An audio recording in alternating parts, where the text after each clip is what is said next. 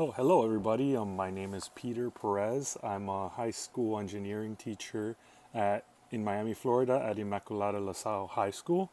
And my micro teach assignment was to go over Piaget's stages of child and adolescent development, which I'm sure is something we've all seen before, but let's just consider this a little refresher course, okay? To explain the theory concisely, essentially what it's saying is that child development is broken into four stages, and this isn't only for children, this works all the way through adolescence. And these stages are fully dependent upon the child's age. However, the ages given here are basically guidelines because your child can develop quicker or slower, just depending on the child as it is. And either way is no problem. You just have to see how they're developing differently. The four major stages of development are the sensory motor stage, and this goes from 0 to 2 years old and basically covers infants all the way to young toddlers. Then they shift into the pre-operational stage, which covers toddlers to young children, somewhere between the early elementary school ages in our country. Then they move on to concrete operational. The concrete operational stage is anywhere the older elementary students to starting middle school students, and finally is the formal operational age where they are in through most of middle and high school. I will now be explaining each of the stages one by one and going into more detail about each of them. And to begin, we'll be speaking about the sensory motor stage. And in the sensory motor stage, if you break up the word, which is always the best thing to do, you're talking about let me use a different color, the senses from sensory, and motor refers to movement, such as locomotion, which means motion as well, movement. In this stage, children are essentially exploring the world through their five senses and actually moving through the world, which I actually wrote right there. They use the information that they gain from their five senses to explore and learn. Everything is sort of a little tiny science experiment, and they have been called little scientists when in this stage. They do things through trial and error. This cat is fluffy, let me touch it, what will it do? Let me see if I can stand up and climb on this couch, and they'll start testing to see if they can climb on the couch and do. However, here children do not have the concept of object permanence. And what that is basically, if let's say I have a ball and that ball is just there and the baby is looking at the ball and they can see it. So to them, that ball exists in this world. The moment I put a barrier in front of that ball, the baby no longer can see the ball, and to them that doesn't even exist anymore. So they don't understand the concept that even though you don't see an object, the object still does exist. And that gets overturned in the next stage. That next stage being the pre-operational stage. However, first I'm going to put in a little video that I like here about a baby with a toy machine that gets surprised every time a ball comes out of the machine because they don't understand those balls exist. So to them, that ball is coming into pure existence every single time one of them pops out.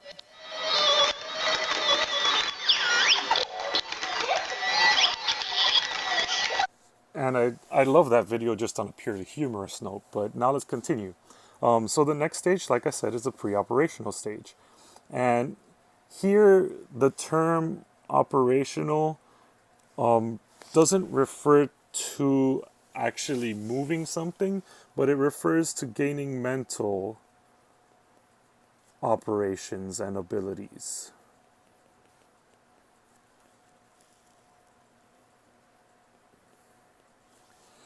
Here, children begin to understand symbols, and actually, language is very important because if you think about it, language is a symbol for something else. So if I say the word can, we all know that can refers to a can of corn or something.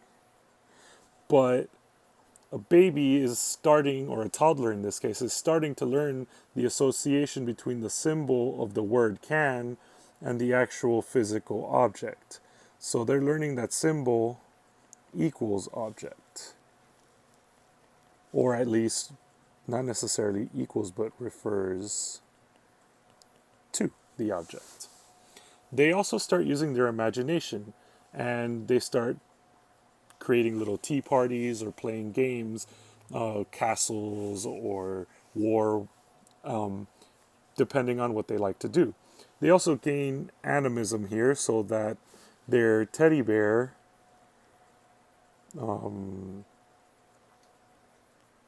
needs to sleep and eat and be comfortable because it's like a little person to them.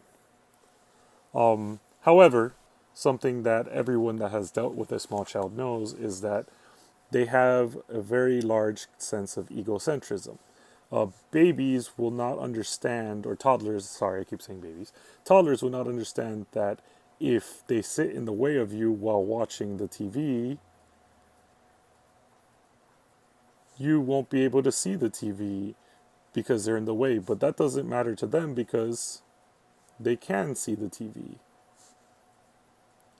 And in the next stage, concrete operational stage, they start learning that this does happen and what they see, their own world, is not the only one that's affecting the world. The concrete operational stage goes from the ages of 7 to 12. So these are our older elementary school students to our younger middle school students in the case of this American education system. And here students are starting to gain the ability to count and math and organize and create series of things. But most importantly, they create the concept and they gain the concept of conservation. And the biggest test for this is this test with the cups right here.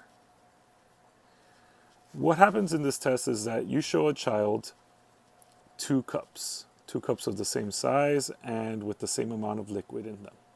And then you pour the object from one cup, the liquid, whatever it is, water, juice, into another cup that is tall and skinny. Here they keep one cup full of water from the first set.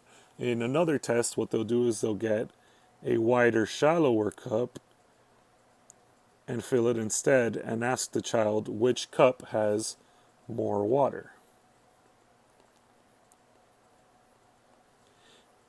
If they have not reached the concrete operational stage, the child will always point at the taller cup having more water.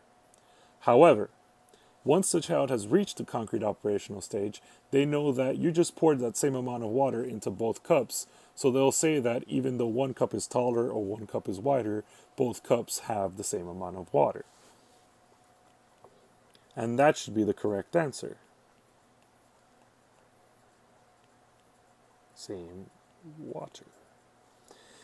This also works with sharing. So in the classroom, if you have one cookie and you break it in half and quarters on the other side, and you give this half to one child and this half to the other child, so in essence this child has one big cookie and this child has two smaller cookies, the children will understand at this point that they both have the same amount of cookie. Now, the next and final stage is the formal operational stage.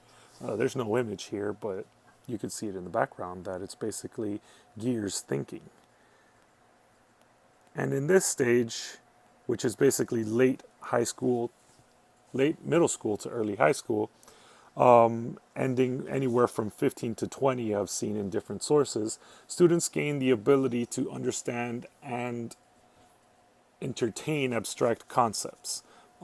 They can understand the reasons for things. They can understand, create scenarios in their head, which you and I all know that they create lots of hypothetical ideas and solutions for it. But we do that too. That's how we figure out how to make more complex decisions.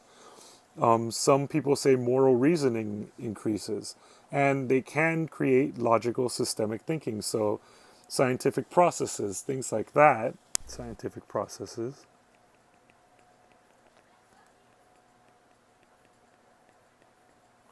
and things like that, and reasons for historic, for historic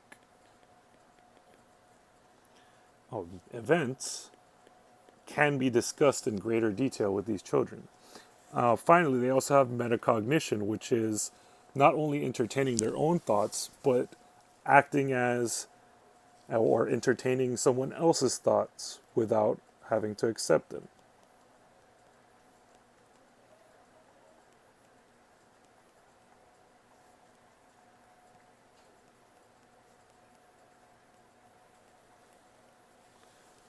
And at this point, they basically have reached the point of adult thinking once they have ended the phase.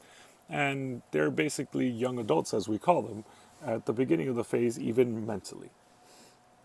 So those were all four stages of Piaget's system of development for children. Next, I'm going to have a few questions that you might want to answer after watching this video. And these questions are, first of all, should grade levels be cleanly cut through these developmental stages? Meaning that should we group our children based on which stage of these are they in? Because that way we know that they're all working at the same cognitive level at all times, even though they might be in different age groups. Should special training be given to teachers who cover children or who teach children that are in each stage? Because as we all know, you have to handle a middle school or elementary school student very differently than you have to handle high school students. And I'm a high school teacher, so let's think about this is a question more for us. Should a lack of formal operational thinking or the ability to entertain abstract thought, which I have encountered before, due to slower development or just an inability to do so, affect high school students and their work? Because I do know that we do give projects that require a large amount of these, and if the child can't even entertain these thoughts yet, should they be assigned these projects? Thank you for listening, and I hope you enjoyed.